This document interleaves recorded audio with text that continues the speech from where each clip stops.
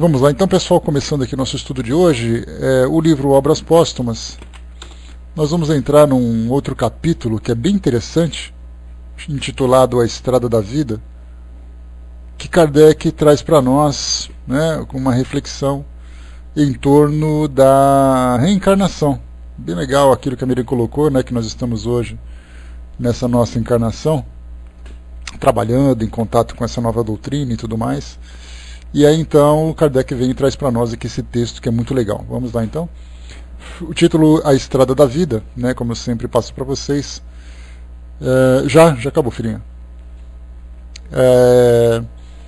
Como eu já sempre falo para vocês, sempre leiam, depois de nós estudarmos, né, para vocês fazerem uma reflexão um pouco mais concentrada, mais atenta, né, porque a gente vai conversando, vai trocando as ideias, ilustrando, e de repente é mais interessante também fazer uma complementação, como lição de casa para vocês. Bom, a Estrada da Vida, Kardec coloca para nós, bem legal, viu, Brás? Você vai ver só. A questão da pluralidade das existências preocupou desde há muito tempo os filósofos, e mais de um viu na anterioridade da alma a única solução possível dos problemas mais importantes da psicologia. Sem este princípio, eles se encontraram detidos a cada passo e encurralados no impasse de onde só puderam sair com a ajuda da pluralidade das existências. Essa palavra pluralidade, ela é sempre assim meio enrolada de se falar, mas o que Kardec coloca é que as nossas vidas elas são apresentadas de uma forma plural, não de uma forma singular. Isso significa que as vivências que nós temos hoje, elas são diversas e não são únicas, como hoje é passado para nós os dogmas das religiões tradicionais. Então, falar de existências no plural, para nós é sempre interessante, porque nós começamos a perceber que a vida que nós vivemos hoje, ela se resume numa etapa, e não numa existência completa, numa existência inteira. E a cada etapa nós temos experiências diferentes. Mas essa questão, como foi colocado aqui por Kardec, ele sempre foi um tema muito interessante. Na época dos gregos eram chamadas de transmigração das almas, né? Que ela transmigrava de um corpo para outro. Não tinha aquela preocupação de falar de uma existência para outra, mas de um corpo para outro, né? E dentro dessa visão do corpo não entrava, por exemplo, a ideia das experiências, dos valores, da evolução espiritual e tudo mais. Interessante também que a gente tem que buscar uma educação doutrinária para a gente poder analisar as palavras que nós usamos.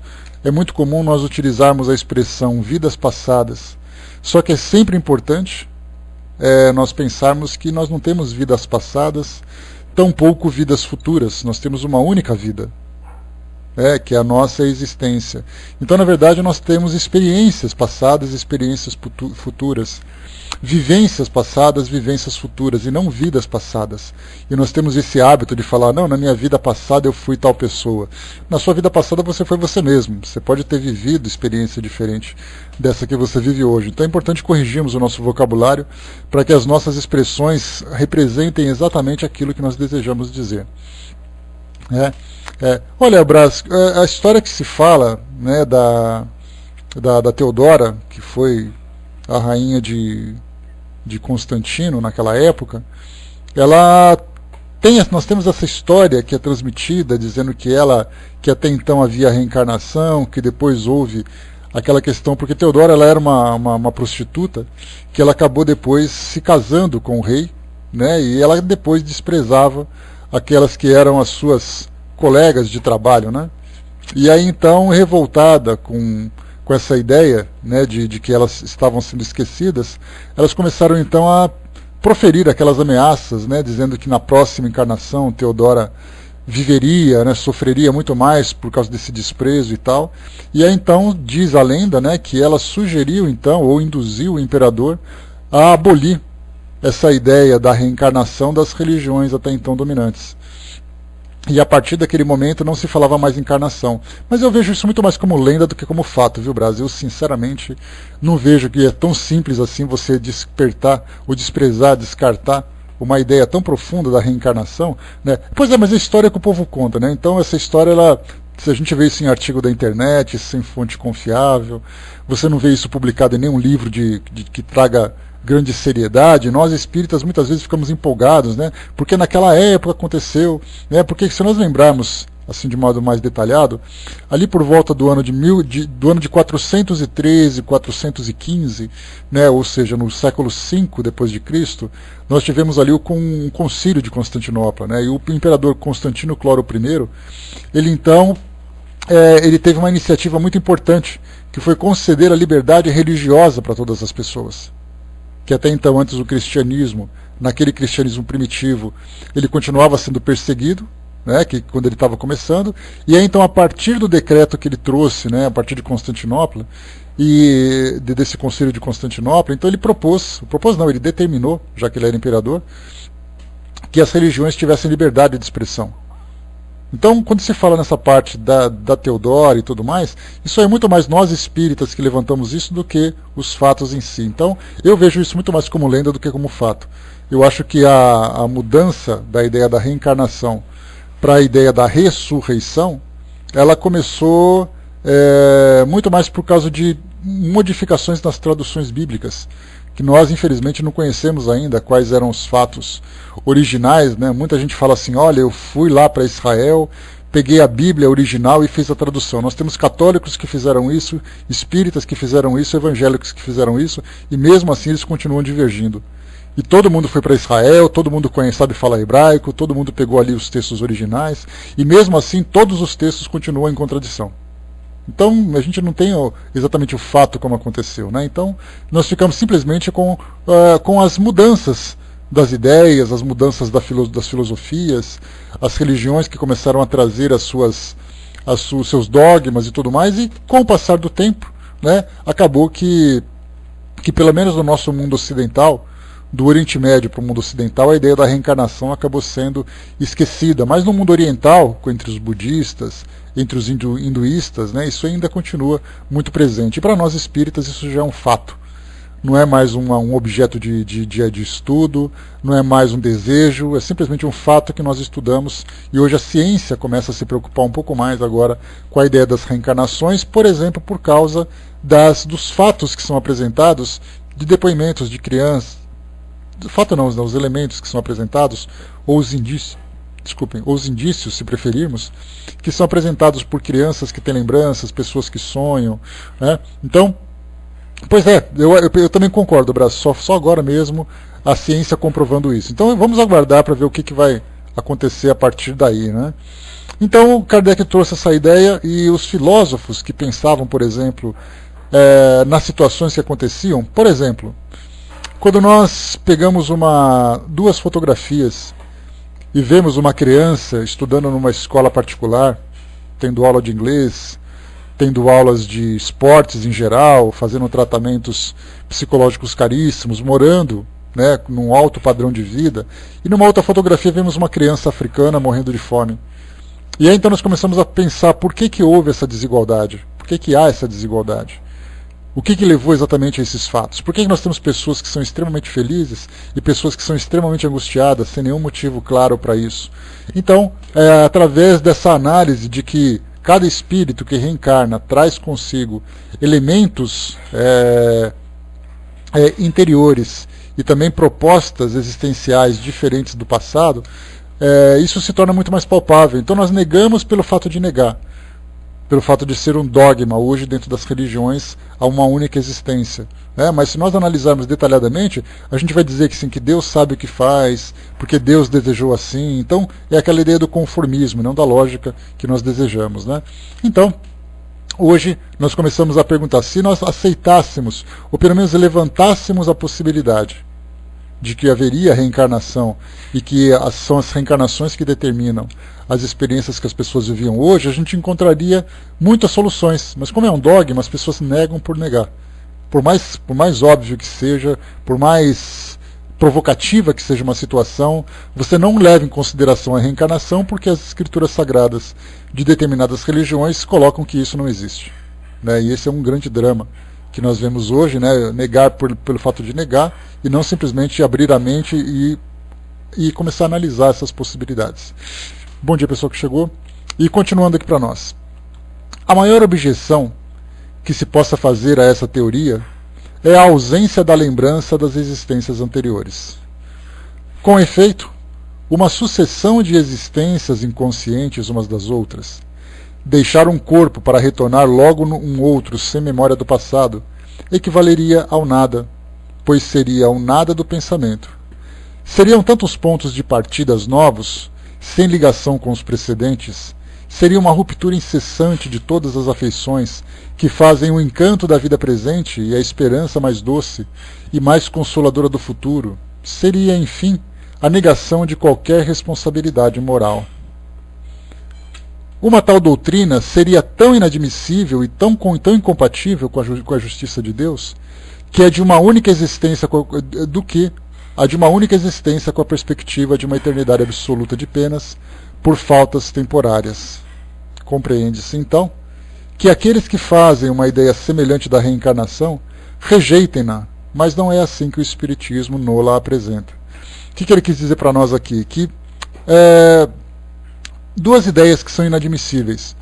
Né, que, a princípio, uma ideia de que você tem uma única existência e os erros que você comete nessa única existência vai te levar para uma punição eterna e você vai ficar ali naquele desespero infinito simplesmente porque você, dentro da sua ignorância, dentro das suas limitações, dentro dos seus desequilíbrios, cometeu os seus erros, impulsionado pelas suas fraquezas. Por causa desses erros você está condenado indefinidamente. E ao mesmo tempo uma doutrina que acaba sendo recusada porque você não se lembra do passado, você não tem conexão uma coisa com a outra. Todas as afeições que você constrói hoje, em termos de família, em termos de amigos, em termos de amores e tudo mais, seria completamente apagado da sua memória com a sua próxima encarnação. Então Kardec coloca que pensar dessa forma da reencarnação, com essa simplicidade, ela é tão inadmissível quanto a ideia do sofrimento eterno, das penas eternas e absolutas por causa de faltas temporárias. Mas o Espiritismo traz para nós uma outra visão da reencarnação. E é esse é o objeto do seu estudo aqui nesse texto. Ele diz assim mais: a existência espiritual da alma, diz-nos o Espiritismo, é sua existência normal, com lembrança retrospectiva e indefinida.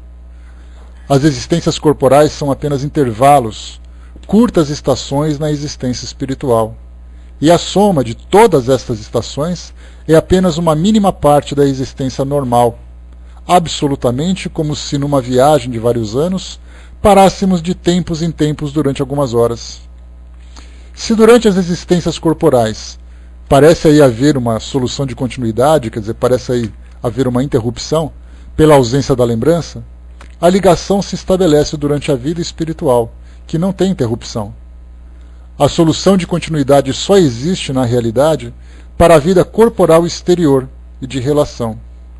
E aqui, a ausência da lembrança prova a sabedoria da providência, que não quis que o homem fosse muito desviado da vida real, onde ele tem deveres a cumprir, mas no estado de repouso do corpo, no sono, a alma retorna, em parte, sua alavanca, e aí se estabelece a cadeia interrompida somente durante a vigília. Então, mostra que para nós, essas interrupções que nós temos hoje, vêm primeiro, ou seja, nós estamos encarnados e não temos uma lembrança clara do passado, é para nós um momento de liberdade, pelo menos da lembrança dos fatos, pelo menos das impressões mais diretas daquilo que as nossas experiências anteriores nos ofereceram. Mas a gente lembra que intuitivamente tudo vem registrado.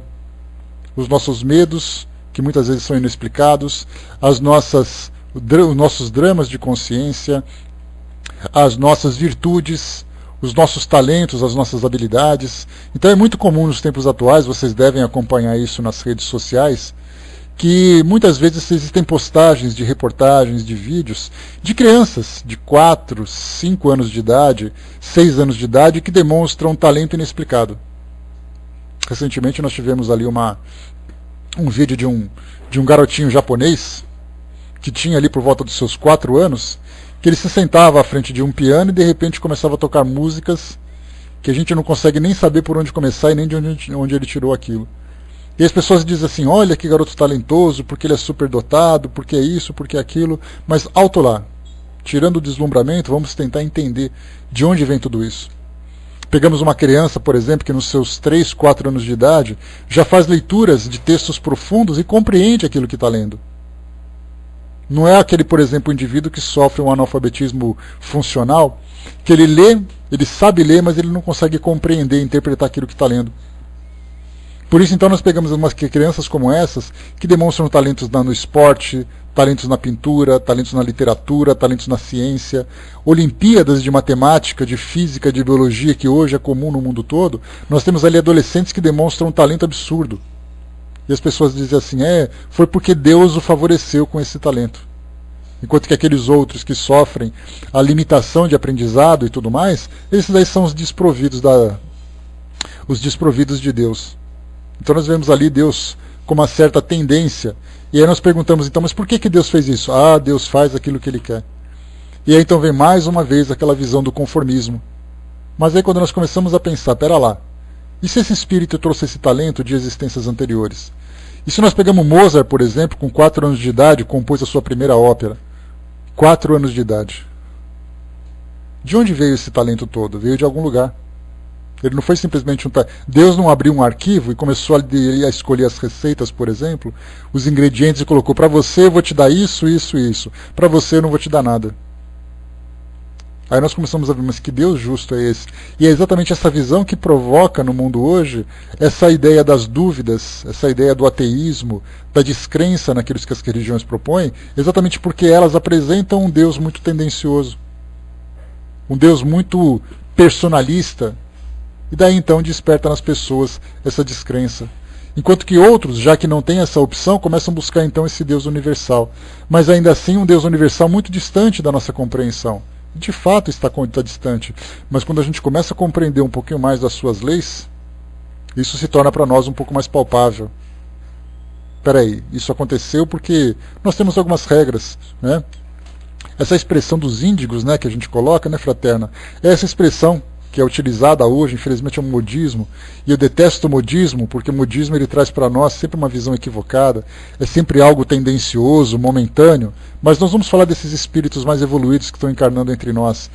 A gente lembra que eles sempre existiram.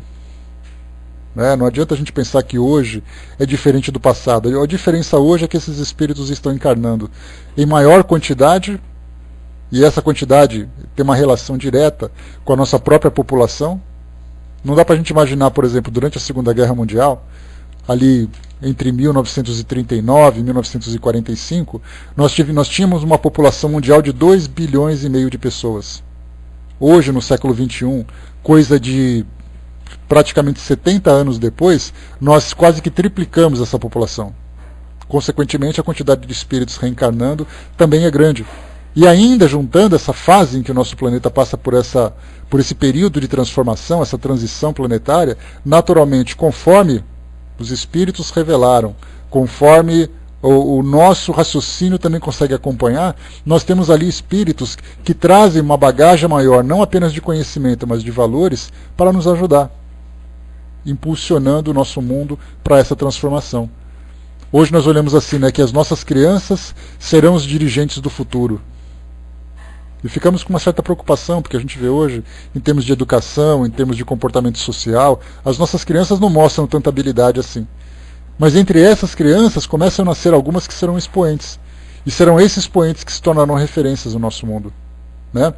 O Nascituro hoje recebe informações maiores por conta da tecnologia. Será essa a diferença? Eu acho que é um conjunto. Né? Nós temos hoje, por exemplo, os estímulos que as crianças recebem, a facilidade da tecnologia, a quantidade de informação que nós temos hoje.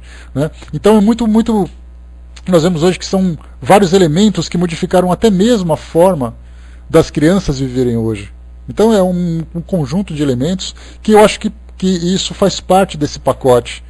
Não é simplesmente esperar assim que as crianças, com grandes habilidades, com grandes conhecimentos, reencarnam. Elas vão encontrar um cenário que favorecerão também o desenvolvimento delas e a demonstração desse potencial que elas trazem para nós. Né? Dona de mim, a gente vê que a doutrina espírita é muito fácil.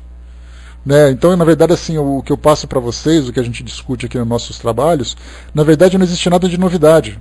A gente apenas descasca aquilo que normalmente nós colocamos como uma complicação. A gente pega a doutrina e coloca ela dentro de um saco e amarra e faz dar nó para cá só para complicar. A doutrina é simples. Somos nós que fazemos interpretações equivocadas. Então a gente tem que olhar com simplicidade, né?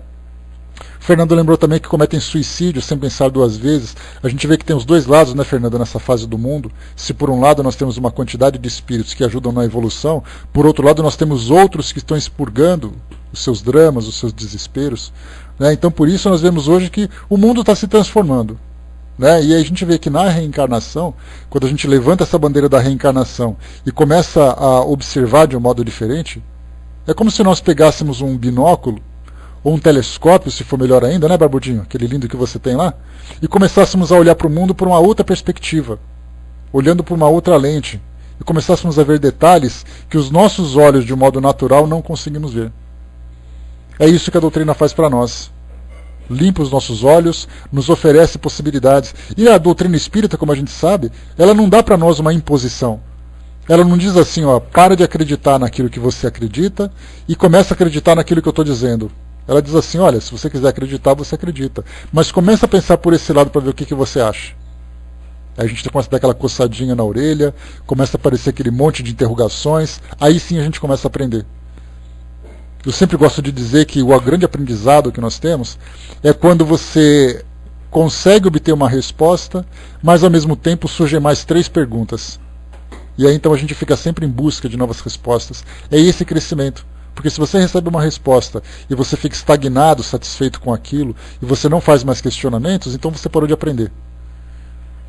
E a doutrina é sempre assim, ela não é estática, porque cada situação aparece uma novidade, cada situação apresenta para nós uma nova forma de ver as coisas, e a gente continua então em busca dessas soluções. Vamos lá, continuando para nós aqui. A isto pode-se fazer ainda uma objeção, e perguntar que proveito pode-se tirar de suas existências anteriores para a sua melhoria, para a sua melhora, se não se lembra das faltas que cometeu. Aliás, essa aqui é uma dúvida que eu sempre tive, né? Como é que a gente pode tentar melhorar alguma coisa se você não lembra o erro que você cometeu no passado? Kardec, o Espiritismo responde, como Kardec diz aqui, o Espiritismo responde, primeiramente, que a lembrança das existências infelizes, juntando-se às misérias da vida presente, tornaria esta ainda mais penosa. É, portanto, um acréscimo de sofrimento que Deus quis nos poupar. Se assim não fosse, qual não seria a nossa frequente humilhação ao pensarmos no que já fomos? Quanto ao nosso melhoramento, esta lembrança é inútil. Durante cada existência damos alguns passos adiante. Adquirimos algumas qualidades e nos despojamos de algumas imperfeições. Cada uma delas é, assim, um novo ponto de partida, em que somos o que de nós fizemos, em que nos tornamos pelo que somos, sem ter que nos inquietarmos pelo que fomos. Se numa existência anterior fomos antropófagos, o que isso tem de mais, se já não somos mais? Se tivermos um defeito qualquer, do qual não restou mais nenhum traço, aí está uma conta saldada com a qual não temos mais com que nos preocupar. Suponhamos ao contrário, um defeito que se tenha corrigido pela metade, o restante se encontrará na vida seguinte, e é a se corrigir dele que é preciso se dedicar. Tomemos um exemplo. Um homem foi assassino e ladrão. Foi por isso punido, seja na vida corporal, seja na vida espiritual. Ele se arrepende e se corrige da primeira tendência, mas não da segunda. Na existência seguinte, ele será apenas ladrão. Talvez um grande ladrão, porém não mais um assassino. Mais um passo adiante, e ele será apenas um ladrãozinho. Um pouco mais tarde, ele não roubará mais, mas ele poderá ter a veleidade de roubar, quer dizer, aquela vontade, a tendência de roubar, que a sua consciência neutralizará. Então ele tem aquela compulsão de querer pegar, mas aquele medo, aquela angústia, fala para ele, não faz isso. Depois, um último esforço e tendo desaparecido qualquer traço da enfermidade moral, ele será um modelo de probidade. O que importa então o que ele foi? A lembrança de ter morrido no cadafalso não seria uma tortura, uma humilhação perpétuas? Aplicai este raciocínio a todos os vícios, a todos os desvios, e podereis ver com a alma como a alma se melhora, passando e repassando pelas estamenhas da reencarnação. Deus não será mais justo de ter tornado o homem árbitro do seu próprio destino, pelos seus esforços que ele pôde fazer para melhorar-se, do que ter feito nascer na sua alma ao mesmo tempo que seu corpo, e de condená-la em tormentos perpétuos pelos erros passageiros, sem lhe dar os meios de se purificar de suas imperfeições? Pela pluralidade das existências, seu futuro está nas suas mãos. Se ele leva muito tempo para se melhorar, sofre as consequências. É a suprema justiça, mas a esperança nunca lhe será interdita. A comparação seguinte pode ajudar a tornar compreensíveis as peripécias da vida da alma. Suponhamos uma longa estrada, no percurso da qual se encontram, de distância em distância, mas com intervalos desiguais, florestas que se tem que atravessar. A entrada de cada floresta, a estrada larga e bela, é interrompida, e só retorna à saída. Um viajor segue essa estrada e entra na primeira floresta. Mas aí não há mais sendas trilhadas, um labirinto inextricável no meio do qual ele se perde.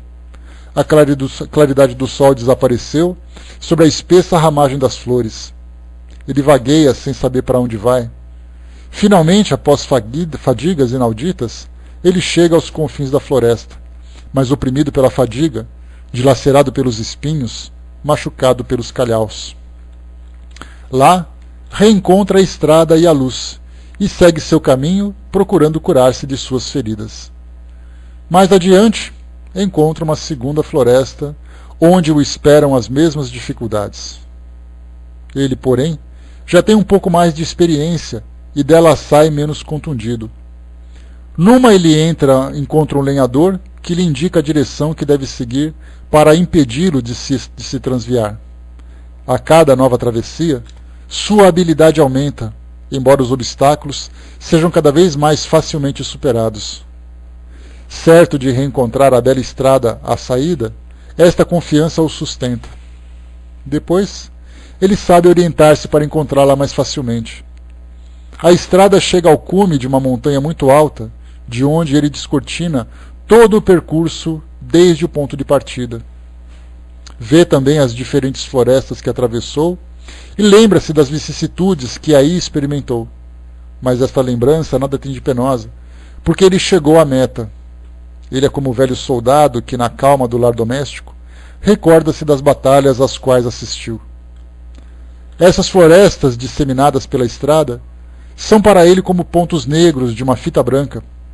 Ele diz para si mesmo: quando eu estava naquelas florestas, nas primeiras, sobretudo, quando me pareciam longas de atravessar, parecia-me que nunca chegaria ao objetivo. Tudo me parecia gigantesco, intransponível à minha volta. E quando eu penso que sem esse bravo lenhador que me colocou no bom caminho, talvez eu ainda estivesse por lá. Agora que considero essas mesmas florestas, do ponto de onde estou, como me parecem pequenas. Parece-me como um único passo. Teria podido transpô-las ainda mais. Minha visão as penetra e lhes distingue os menores detalhes. Vejo até os passos em falso que dei. Então o ancião lhe diz: meu filho, chegaste ao fim da viagem, mas um repouso indefinido causar-te-ia logo um tédio mortal, e tu te porias a lamentar as vicissitudes que experimentaste e que davam atividade aos teus membros e a teu espírito. Vês daqui um grande número de viajantes na estrada que percorreste, e que, como tu, correm o risco de se perderem no caminho. Tens a experiência, nada mais temes. Vai a teu encontro e tenta, através dos teus conselhos, guiá-los, a fim de que cheguem mais cedo. Irei com alegria, e replica nosso homem, mas acrescenta: por que não há uma estrada direta do ponto de partida até aqui? Isso pouparia aos viajantes passarem por essas abomináveis estradas. Meu filho, retruca o ancião, olha bem e verás nelas muitos que evitam um certo número delas. são aqueles que, tendo adquirido mais cedo a experiência necessária, sabem pegar um caminho mais direto e mais curto para chegar. Mas essa experiência é o fruto do trabalho que necessitaram as primeiras travessias, de tal maneira que não chegam aqui, senão em razão de seu mérito. O que saberias tu mesmo, se não tivesses passado por lá? A atividade que tiveste que desenvolver, os recursos da imaginação que te foram necessários para te franquear o caminho, aumentaram teus conhecimentos e desenvolveram a tua inteligência. Sem isso, serias tão noviço quanto o eras ao partir. E depois, procurando livrar-te dos problemas, contribuíste tu mesmo para a melhoria das florestas que atravessaste. O que fizeste é pouca coisa, imperceptível, mas pensa nos milhares de viajantes que fazem outro tanto, e que, trabalhando por eles, trabalham sem suspeitarem para o bem comum. Aqui é inevitável, né? Porque a gente lembra que, conforme a gente vai passando pela vida, abrindo trilhas nessa grande floresta de experiências que a gente vai vivendo, a gente inevitavelmente deixa aquele caminho aberto para que outras pessoas venham atrás. Algumas vezes a gente escolhe caminhos perigosos e tem pessoas que seguem esses caminhos perigosos. E aí então elas se machucam, mas aprendem que agora tem que ser mais seletivas. E aí então nós começamos a abrir novos caminhos e pessoas dizem, eu também vou por ali, porque aquele caminho parece um caminho bom. É um caminho mais tranquilo, um caminho mais seguro, um caminho sem tantos obstáculos, e aí então as pessoas vão seguindo o caminho. E de repente as pessoas que seguem atrás de nós, por já verem esse exemplo que foi demonstrado, seguem o mesmo percurso, vivendo com mais facilidade. Esses desbravadores, né, ou nós que somos desbravadores também em pequeno porte, mas estamos sempre ali tirando um galho do caminho, uma pedra que pode atrapalhar, limpando o caminho para que outras pessoas venham atrás. Assim nós tivemos, né, os grandes filósofos, os grandes espíritos, de modo geral, que reencarnaram no nosso meio e começaram a dar as nossas dicas. Jesus foi um deles. Ele desenhou para nós um mapa para chegarmos de uma forma segura do outro lado da floresta. Seguirmos ou não esse mapa é uma opção. Nós temos ali então o Evangelho que mostra para nós. Por isso então, lembrando sempre que nós também somos essas referências que muitas pessoas acabam procurando no mundo hoje. Continuando para nós. Não é justo que recebam o salário de suas penas através do repouso que gozam aqui? Que direito teriam a este repouso se nada tivessem feito? Meu pai, responde o viajante, numa dessas florestas encontrei um homem que me disse, nos confins há um abismo que é preciso atravessar de um só pulo.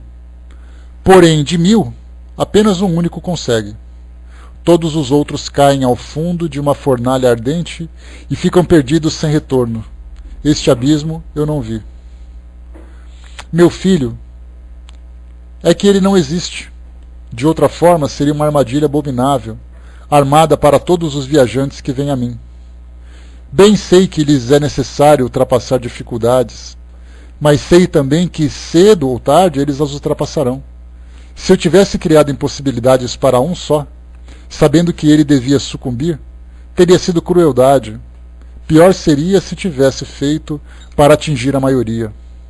Este abismo é uma alegoria, cuja explicação vais ver. Olha a estrada, no intervalo das florestas. Entre os viajantes, vê os que caminham lentamente, com um ar alegre. Vê esses amigos que se perderam de vista nos labirintos da floresta, como são felizes por se reencontrarem à saída. Mas ao lado deles, há outros que se arrastam penosamente. Estão estropiados e imploram a piedade dos transeuntes, pois sofrem cruelmente pelas feridas que, pela sua falta, se fizeram através dos espinheiros. Mas eles se curarão, e será para eles uma lição da qual aproveitarão na nova floresta, que terão que atravessar e de onde sairão menos machucados. O abismo simboliza os males que experimentam, e dizendo que em 1000 só um o atravessa, este homem teve razão, pois o número dos imprudentes é bem grande. Mas se enganou ao dizer que, tendo caído uma vez, deles daí não sai mais. Há sempre uma saída para chegar até mim. Vai, meu filho, vai mostrar essa saída àqueles que estão no fundo do abismo. vai sustentar os feridos da estrada e mostrar o caminho àqueles que atravessam as florestas. A estrada simboliza a vida espiritual da alma, no percurso da qual somos mais ou menos felizes. As florestas são as existências corporais em que trabalhamos para o nosso adiantamento, ao mesmo tempo que para a obra geral. O viajor, tendo chegado ao destino e que retorna para ajudar os que lhe vêm atrás, simboliza os anjos guardiões, os missionários de Deus, que encontram sua felicidade nesta visão, mas que também na atividade em que desdobram para fazer o bem e obedecer ao Supremo. Então está aqui essa história que Kardec conta para nós, né, um capítulo que conta assim, de uma forma muito clara, de uma forma muito didática, aquilo que representa para nós. Aquele abismo, como nós vimos claramente, é exatamente aquela ideia do inferno. Todos que tentam ultrapassar esse abismo, de 1000 que tentam ultrapassar, apenas um consegue. Já que nós vemos aqui que nosso mundo hoje não é um mundo de pessoas virtuosas, mas é um mundo de pessoas com fraquezas, com dificuldades, que acabam cometendo os erros, né, que são consequências da sua imprevidência ou da sua boa vontade de querer se melhorar, de querer se transformar. E aí então esse abismo não tem mais volta, segundo aqui a visão que foi colocada. Mas aí então vem esse espírito e diz para nós, né, que esse ancião, e diz para nós que é uma alegoria, aqueles que caem têm oportunidade de também se levantar. Não é o abismo sem saída. É uma trilha de recomeço, é uma trilha de elevação, é uma trilha de reerguimento, de recomeço. E aí então o espírito volta e depois continua de onde parou. Escolhe novos caminhos, escolhe novas formas de resolver aquilo que ele precisa. Então essa história que foi contada para nós é uma história que é muito clara a respeito da reencarnação. Hoje nós estamos aqui, no meio das nossas florestas, cada um vivendo a sua experiência, cada um passando por suas dificuldades, cada um passando por suas privações. Eu gostaria de estar numa praia, eu gostaria de estar num campo aberto, eu gostaria de ter tecnologia, você gostaria, mas no momento é importante você aprender a sobreviver antes de desfrutar dessas facilidades, porque as facilidades são dos eleitos, né? E mesmo assim, esses eleitos, sabendo das facilidades de que desfrutam, também compreendem a capacidade que eles têm de auxiliar aqueles que estão ainda desorientados. E aí então, os anjos guardiões, que são esses que estão próximos, né, sempre nos dando orientação, como aquele lenhador. O lenhador falou, segue por esse caminho que você vai se dar bem. Então nós estamos constantemente sendo influenciados, assim como também temos aqueles que se encontram perdidos na floresta e se sentem satisfeitos por isso. E aí então quando você pergunta qual é o caminho mais comum, ele fala, vem para cá que eu vou te mostrar. E aí te desvia do caminho original, te levando para aquele caminho de tranquilidade, de prazeres momentâneos, né? Não tenha pressa, por que você vai correndo? Fica aqui um pouco com a gente e tal. E a gente acaba cedendo a essas facilidades, se esquecendo do principal compromisso, que é nós chegarmos exatamente a esse cume da montanha. E daí se encontra, né? A gente se encontra ainda bastante distantes desse objetivo. Mas cada floresta que nós atravessamos é sem dúvida nenhuma uma conquista. Então hoje, né, nós podemos perceber que, como os Espíritos colocaram para nós, ou como Kardec trouxe para nós nessa sua visão, certamente muito bem intuído para poder desenvolver esse raciocínio, nenhuma floresta é igual à outra. Algumas vezes, dependendo da necessidade, nós até reencontramos pessoas que caminharam conosco numa determinada floresta e que hoje reencontram conosco numa condição diferente. Então as florestas trazem para nós experiências diferentes, algumas vezes até de essência moral semelhante, mas certamente com detalhes diferenciados, né? E aí então nós olhamos para aquela situação e nós pensamos assim, olha, da outra vez que eu encontrei algo parecido, eu resolvi daquela forma, hoje eu posso tentar resolver dessa forma diferente. E aí então, fazendo essas comparações, nós certamente encontramos soluções. E eu inevitavelmente, né, vendo essa história da floresta, de atravessar e tudo mais, inevitavelmente eu me volto no meu passado, né, e tenho certeza que a Miriam também volta, na época em que nós vivíamos, né, aquela vida de escoteiros, de aventureiros, de desbravadores e tudo mais. E aí então nós encontrávamos em cada atividade que nós realizávamos nas matas, nas nossas jornadas, nos nossos acampamentos, nós buscávamos sempre uma solução para um problema, de uma solução que vinha de uma experiência anterior. Tirando essa questão, né, da nossa vida pessoal e entrando nos detalhes, né, do nosso dia a dia, Dudu também passou por isso, né, Dudu? E aí, então, entrando no detalhe do dia a dia, nós entramos nas questões morais. E entrando nas questões morais, nós começamos então a lembrar, bom, daquela vez eu passei por uma situação dessa natureza, daquela vez eu tomei tal atitude, eu fiz tal escolha, que me trouxe determinado tipo de sofrimento, determinado tipo de angústia, ou determinado tipo de felicidade. E quando nós falamos felicidade, nós falamos daquilo que é legítimo. Não falamos simplesmente de um prazer momentâneo, de algo que para nós foi satisfatório, mas que no fundo, acaba sendo um grande drama. Então nós encontramos aquilo, bom, eu fiz daquela forma, deu certo, eu fui recompensado, eu fiz dessa outra forma, eu mesmo acabei me punindo por isso, por causa da minha imprevidência, por causa da minha fraqueza e tudo mais. Aí de repente a gente sai de uma floresta, faz ali aquela revisão de como foi a nossa última experiência, nos curamos dos ferimentos que nos foram provocados, né, dos arranhões, dos hematomas, das angústias, da fome, né? Nós nos refazemos naquele intervalo de tranquilidade, né? Ou pelo menos de oportunidades de refazimento, e depois nós escolhemos uma nova floresta para poder entrar. Podemos escolher pessoas que estarão conosco, nos acompanhando naquela experiência, pessoas que já reencontramos, pessoas que já dividiram conosco as mesmas dificuldades, ou pessoas novas, pessoas que nós nunca vimos, porque nós sempre temos essa ideia, que na verdade é uma ideia equivocada, de que todas as pessoas que convivem conosco são sempre pessoas que viveram conosco no passado. Certamente aquelas que dividem conosco experiências muito intensas, experiências que são difíceis, seja dividindo as angústias, seja provocando, testando, recebendo as dificuldades e tudo mais, mas também pessoas que acabam se aproximando de nós para aprenderem ou para ajudarem de alguma forma. E aí então nós formamos cada vez mais, em cada nova visita, em cada nova floresta, nós encontramos ali, formamos ou ampliamos o nosso grupo de companheiros de jornada. Sejam eles inimigos, sejam eles amigos, mas que depois, numa próxima encarnação, nós vamos reencontrando com aqueles que, de alguma forma, trarão uma contribuição para o nosso crescimento, para a nossa evolução. E aí, então, na próxima encarnação, nós escolheremos uma nova forma de ver o mundo. Nós escolheremos buscaremos novas soluções, buscaremos novas oportunidades. E aí então faremos as escolhas corretas, porque a sabedoria que nós somos adquirindo no passado são sabedorias que começam então a se acrescentar.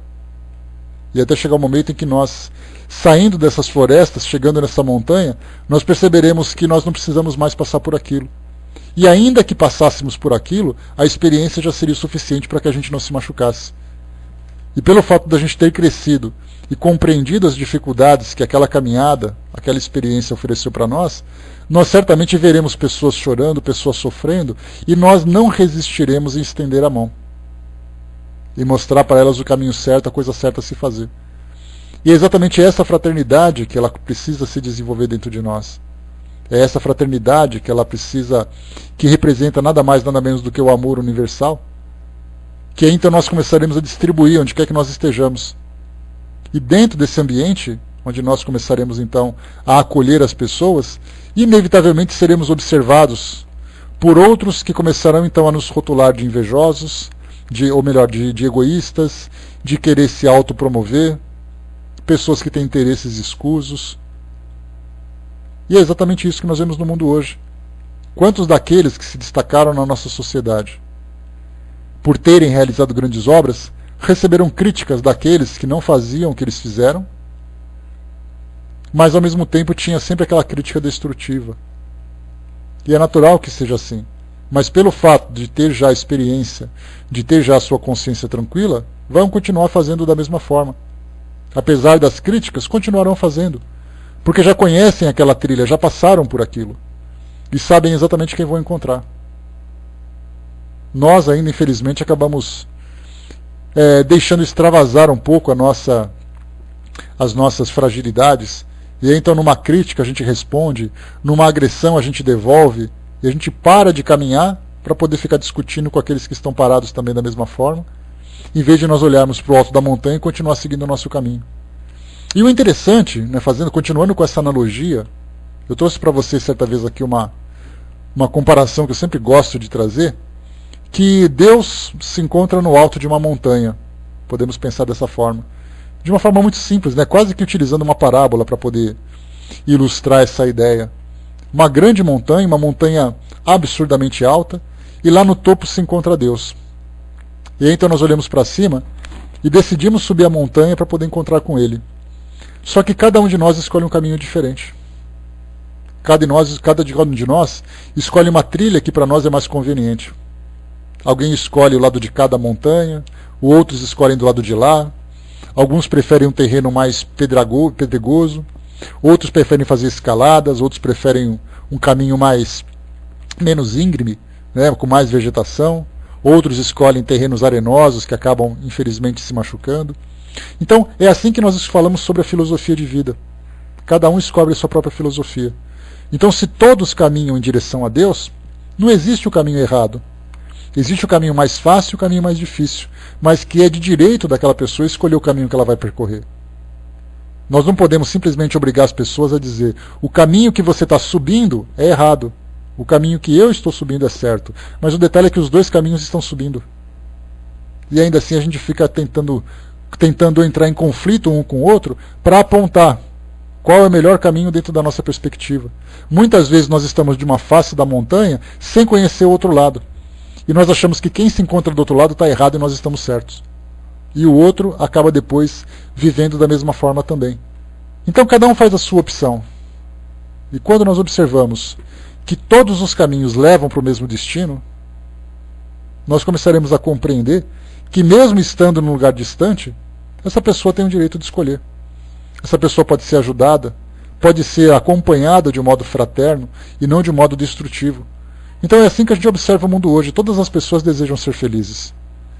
Não existe ninguém no nosso planeta que deseja ser feliz, que não deseja ser feliz. Só que o problema é que nós não sabemos ainda o que é ser feliz. Nós não compreendemos ainda o que é a felicidade. Como a gente sempre fala, a felicidade e o amor são dois tipos de sentimentos que nós ainda não conhecemos praticamente nada.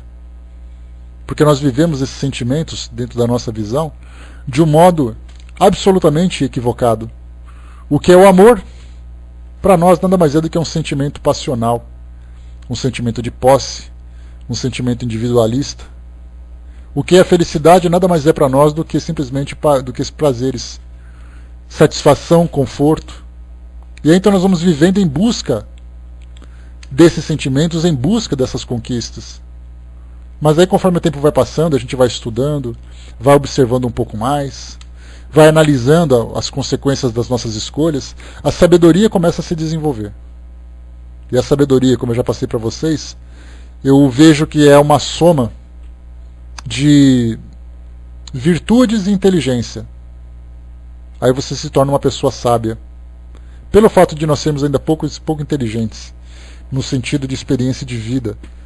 Nós podemos até ser ali doutores, formação superior, etc. e tal, mas isso é simplesmente conhecimento acadêmico. Nós falamos de inteligência. Conhecimento é uma coisa, inteligência é outra. Conhecimento é a informação que eu consigo armazenar. Inteligência é a forma como eu aplico esse conhecimento.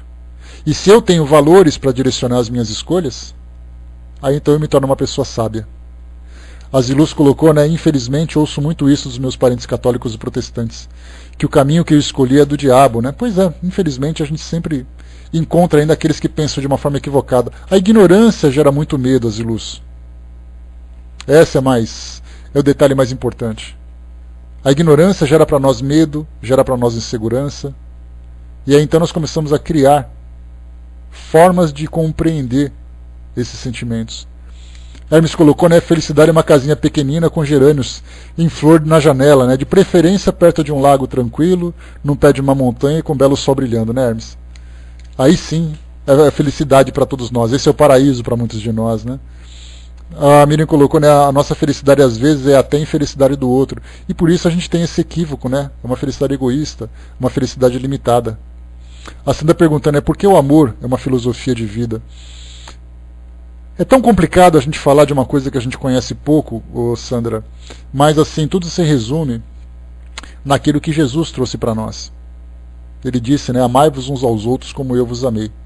E como ensino fundamental, amai a teu próximo como a ti mesmo. Então, se você tem amor por você mesmo, porque amar o teu próximo como a ti mesmo, não é amar o outro para poder se melhorar. Na verdade, nós temos que amar a nós mesmos. E se nós não conhecemos ainda a forma de nos amarmos, como é que nós podemos amar as pessoas? Porque o auto-amor, aliás, esse é um tema muito interessante, amar a si mesmo, amar o auto-amor. Divaldo Franco falou sobre isso numa entrevista que ele deu, que eu acho muito legal, por sinal, e também o doutor Alberto Almeida também trouxe para nós, né, uma visão do amar a si mesmo. Divaldo ele falava o seguinte, que muitas vezes a gente confunde amar a si mesmo com o amor egoísta, ou com o sentimento egoísta. Que eu falo assim, eu me amo tanto que eu quero que o mundo se exploda, desde que eu seja feliz. Isso não é amor, isso é egoísmo. Então, quando a gente fala de auto-amor, nós já chegamos a falar sobre isso numa outra oportunidade, falar de auto-amor significa assim, eu me respeito, eu quero ter autocontrole, eu quero fazer escolhas que não façam com que eu me arrependa, eu não quero me sentir culpado, eu não quero sofrer por aquilo que eu fiz ou por aquilo que eu não fiz. Então eu começo a fazer as escolhas corretas. Eu faço isso em nome do amor. E quando eu faço uma escolha baseada no alto amor, eu começo também a irradiar esse mesmo sentimento para as pessoas que estão próximas. Daí então amar as pessoas como a si mesmo. Como eu não desejo mal para mim, eu espero não fazer ao outro aquilo que eu não quero que me façam. Então os ensinamentos que Jesus trouxe para nós, que foi ali o grande mapeador de todas essas florestas que nós estamos atravessando, ele já trouxe para nós todas as respostas.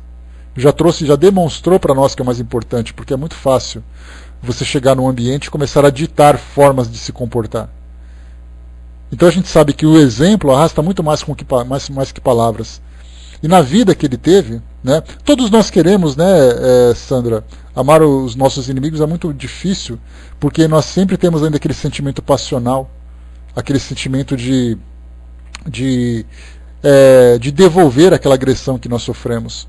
Por isso que Jesus falou sobre dar a outra face, só que nós interpretamos ainda de modo equivocado. Dar a outra face não é um sentimento de passividade, de permitir que o outro faça aquilo que ele deseja fazer o tempo todo, te machucando, passando por cima dos seus sonhos, dos seus valores, das suas expectativas. Na verdade, quando nós falamos sobre dar a outra face, significa que você não deve responder da mesma forma. Porque se ele agiu de uma forma egoísta, de uma forma impulsiva, eu posso educá-lo de uma forma fraterna. E nós temos um capítulo no Evangelho segundo o Espiritismo que fala exatamente sobre isso.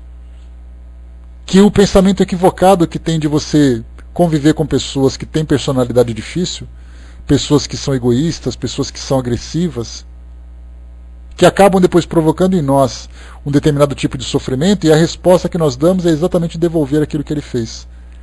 E aí nós vemos claramente que, devolvendo da mesma forma, nós nos tornamos exatamente aquilo que o outro é. Aquilo que nós condenamos, aquilo que nós tentamos superar, né, de elementos que existem dentro de nós. A Miriam colocou, né, Jesus já dizia, não desejar mal já é amar o inimigo, né? Eu já passei para vocês aqui uma comparação interessante. Eu espero depois até a gente voltar a fazer esse estudo. É um texto que fala sobre as várias dimensões de existência, em que nós temos as dimensões inferiores, onde nós somos muito mais movidos pelos instintos, temos as intermediárias, onde nós somos mais racionais, e nós temos as superiores, em que o sentimento prevalece. Os sentimentos puros, os sentimentos verdadeiros. Então, como o Kardec colocou num exemplo que ele trouxe para nós aqui nesse texto, lá no começo, pensemos naquele ladrão, que é um ladrão e um assassino. E ele então provoca tudo que ele provocou. Matou, roubou, destruiu famílias, destruiu emoções, sentimentos, gerou medo e tudo mais. Numa outra encarnação, depois que ele sai daquela floresta de desespero e começa a fazer uma reflexão, ele volta numa encarnação seguinte um pouco melhor. Ele continua sendo ladrão, um grande ladrão, mas ele já não é mais um assassino. Então ele conseguiu evoluir um pouco de uma encarnação para outra. Algumas vezes ele passa várias encarnações com aquela mesma tendência, resistindo, algumas vezes ainda sendo levado pelos seus impulsos, mas chega um momento em que ele deixa de praticar aquele crime capital e se torna apenas um ladrão. Depois de algumas encarnações, ou numa próxima encarnação, que é o que a gente espera, que quanto mais rápido ele conseguir se conscientizar desse seu equívoco, mais rápido ele consegue se regenerar para continuar a sua caminhada evolutiva. Mas aí então ele se torna um ladrão menos perigoso, mas ele continua ainda roubando. Numa outra encarnação, como Kardec coloca, ele se torna só um ladrãozinho. Já é alguma coisa. Ele já não pratica mais aqueles crimes de grandes proporções. Depois, numa outra encarnação, ele já não rouba mais, mas ele tem uma vontade enorme de roubar. Porque a gente sabe que as nossas imperfeições morais, elas não desaparecem de uma hora para outra. Por isso que nós analisarmos hoje as nossas tendências. Quais são as minhas tendências? Algumas vezes a tendência de excesso de poder, de querer dominar as pessoas, de querer dizer para as pessoas aquilo que eu quero que eu faça, de ser aquela pessoa mandona e tudo mais. Algumas vezes de uma forma agressiva, algumas vezes de uma forma sensualista, algumas vezes de uma forma de futilidade, viciações, fofocas, vulgaridade. Tudo isso faz parte da nossa personalidade. Todos nós temos em maior ou menor grau. Alguns acentuados em alguns pontos, outros mais discretos em outros. Mas então esse ladrão, com essa tendência que ele costuma trazer, é aquele drama de consciência. Ele passa, vê alguma coisa ali dando mole, aí ele fala assim, eu vou pegar isso porque ninguém está olhando. Aí de repente ele pensa assim, mas por que eu vou pegar isso se isso não me pertence? E ele volta para casa assim, quase que eu peguei, eu não devia ter pensado isso, eu estou arrependido e coisa e tal.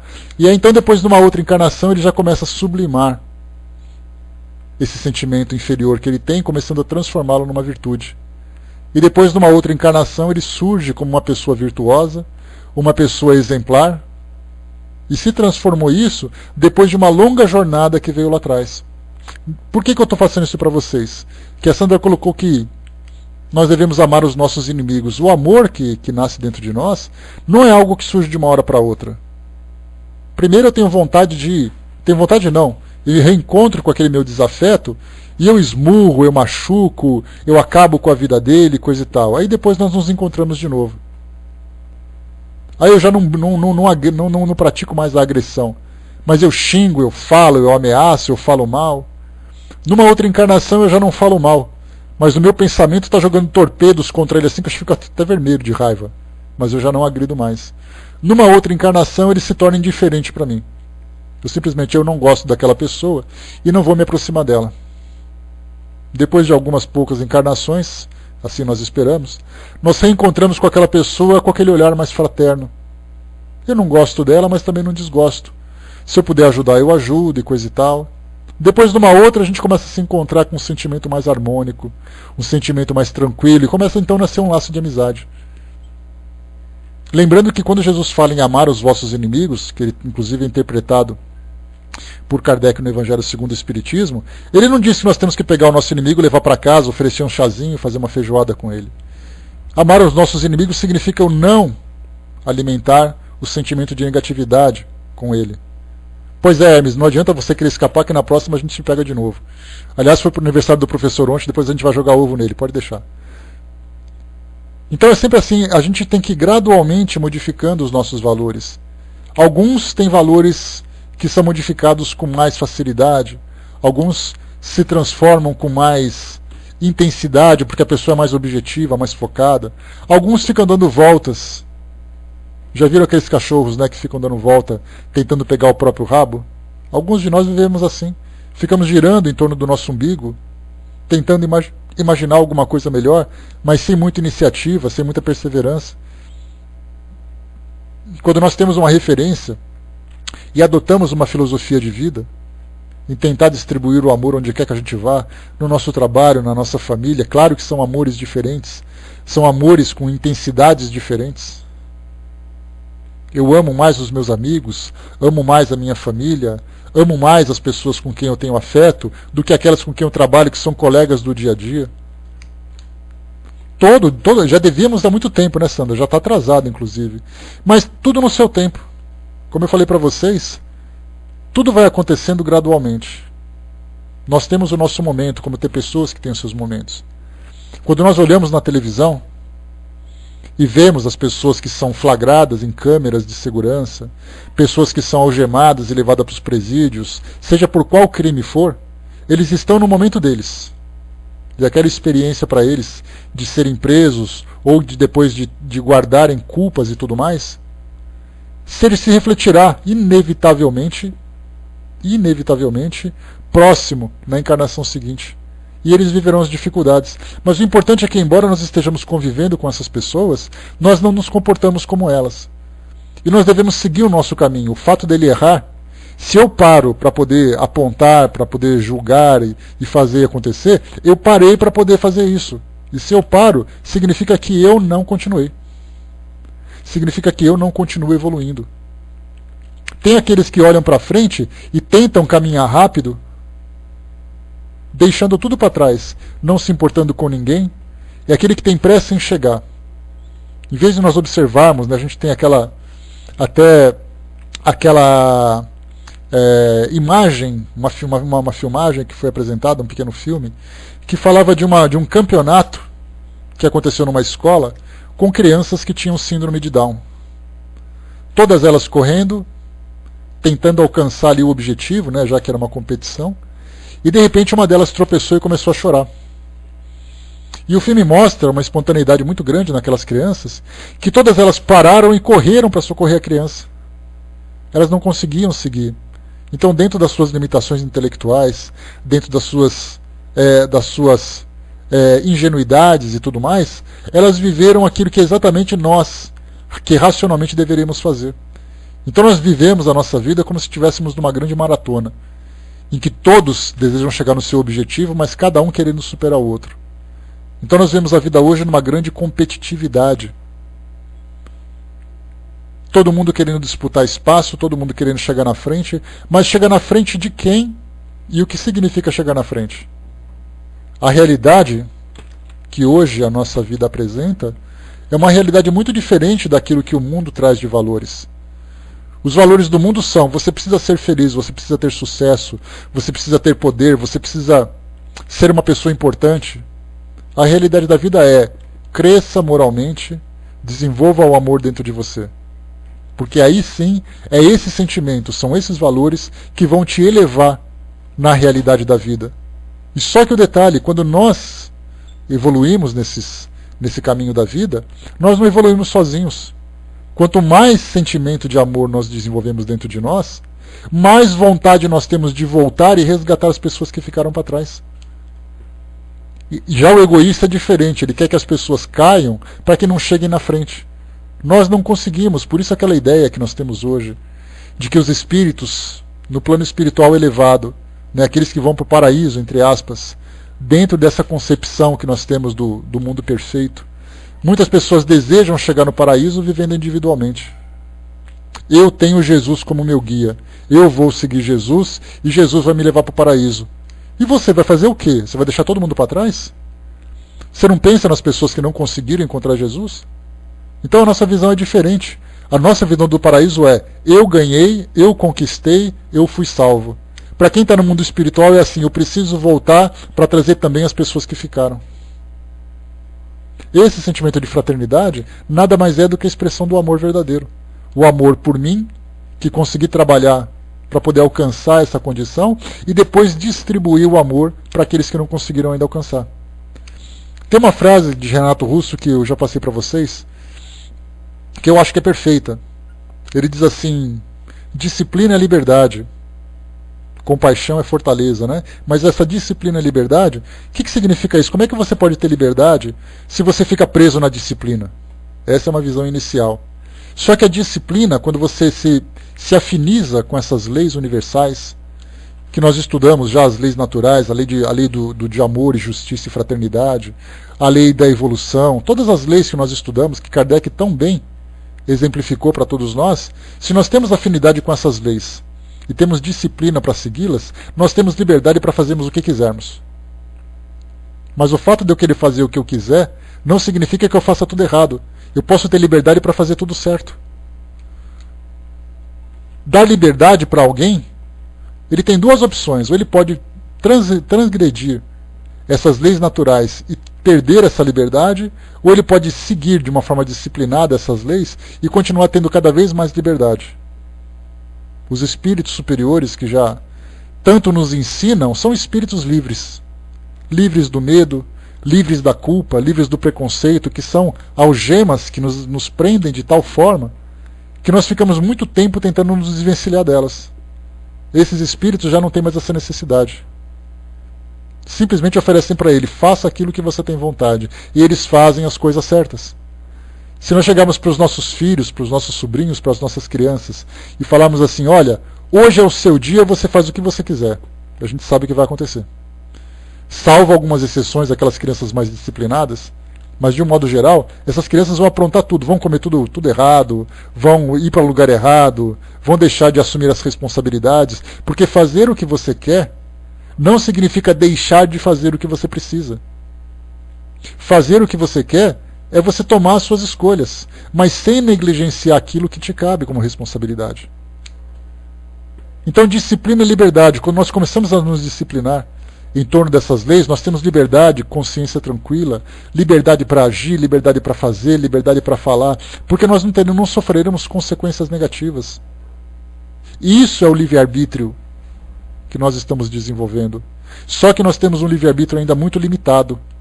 E por que ele é limitado? Porque se nós tivéssemos liberdade absoluta, nós sofreríamos. Por isso, então, nós estamos encarnados num mundo físico que nos impõe, e é uma imposição, não tenhamos dúvida disso, nos impõe uma limitação física, nos impõe uma limitação social, nos impõe uma limitação de saúde, nos impõe uma limitação psicológica, porque nós temos necessidade.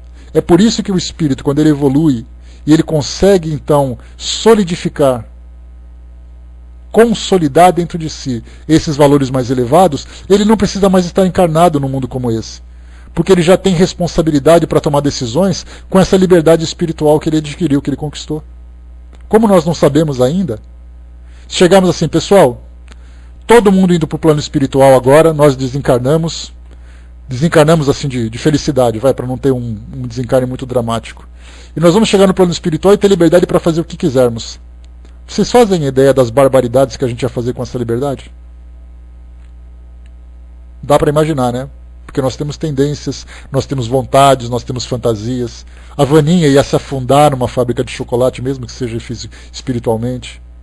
O Brás ia enfiar a cara ali numa tigela de pamonha, ia ter uma diarreia depois desesperada. E assim cada um com o seu desespero, cada um com a sua dificuldade.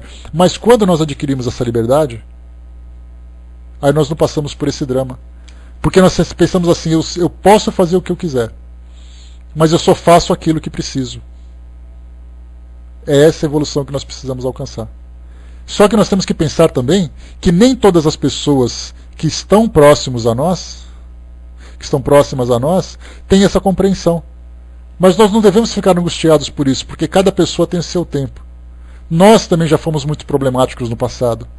Hoje nós enfrentamos os problemas, ou causamos também, cada um dentro da sua condição. Mas o importante é que nós façamos aquilo que nos cabe, para o nosso crescimento, e tentemos distribuir aquilo que é possível para aqueles que estão próximos. Fora isso, nós não podemos arrastar as pessoas para aquilo que elas não querem. Se fosse assim, seria muito fácil. Os espíritos viriam até nós, pegariam uma vara de condão e transformariam a todos nós em pessoas calmas, em pessoas sábias, em espíritos evoluídos, em anjos. Só que os espíritos não fazem isso, porque a angelitude nada mais é do que uma conquista individual.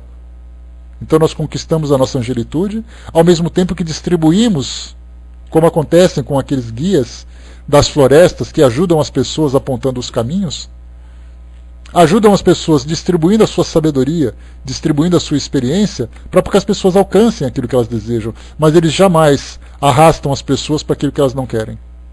Então nós temos que olhar a nossa volta assim. Cada um tem o seu tempo, cada um tem o seu momento, cada um tem os seus valores, as suas crenças, os seus medos. Nós não sabemos o que se passa dentro das pessoas. Cada pessoa chegou na condição que ela chegou por experiências que só ela viveu. E nós chegamos na nossa condição por experiências que somente nós vivemos. Então o que nós podemos fazer é mostrar o caminho correto, o que é maturidade. Obrigado, Ferinha. O que é maturidade, a evolução. Todos nós somos, gostoso. Não existe aquele que simplesmente, se fôssemos puros, ninguém estaria num mundo como esse. Então todos nós estamos no mesmo barco. Alguns estão lá em cima no convés, outros estão lá embaixo no porão, mas o barco é o mesmo. Então a gente tem que sempre tentar encontrar o melhor lugar nesse barco, e a melhor condição que nós temos para isso é a nossa transformação moral. É essa luta que existe dentro de nós para alcançarmos aquilo que nós precisamos. Tudo no seu tempo, com paciência, mas sem perdermos a perseverança, sem perdermos a vontade e sem perdermos também a motivação. Isso que é fundamental. Bom, fechando por aqui, pessoal, chegamos no final do nosso estudo. Eu vou passar para o nosso amigo Hermes, que vai fazer o encerramento para nós. Nós encerramos aqui, então, a Estrada da Vida. Façam a leitura depois. É legal vocês lerem de novo esse texto, tá? Vale a pena porque, como vocês viram, né, traz assim, ilustrações bem interessantes. E como eu vou lendo e matraqueando ao mesmo tempo, muitas vezes vocês perdem um pouco do foco. Então façam a leitura como lição de casa. E depois nós teremos o próximo capítulo como as 5 alternativas da humanidade. Essas 5 alternativas da humanidade, então, virá, né, uma reflexão daquilo que a doutrina espírita pode oferecer para nós como ensinamentos, principalmente. Bom, pode subir, professor. Vamos lá? Tá, claro, obviamente, inicialmente, um grande beijo para você, professor. Ontem foi um dia extremamente corrido, eu mal parei aqui no computador. Queria falar com você, mas ontem foi aniversário do querido professor, então, nossos parabéns, né? Sempre essa alegria de mais um ano a gente estar aqui junto, né? Tantos e tantos aniversários, e tantos outros que virão também, né? Então, parabéns.